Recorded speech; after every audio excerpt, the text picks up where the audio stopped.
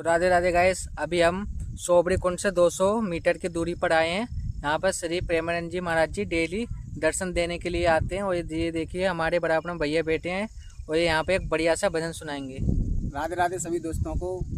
तो कैसे हैं सारे के सारे भाई, आशा करता हूँ राधा रानी की कृपा से सभी भाई बढ़िया होंगे। तो आइए एक भजन सुनाते हैं और आपको।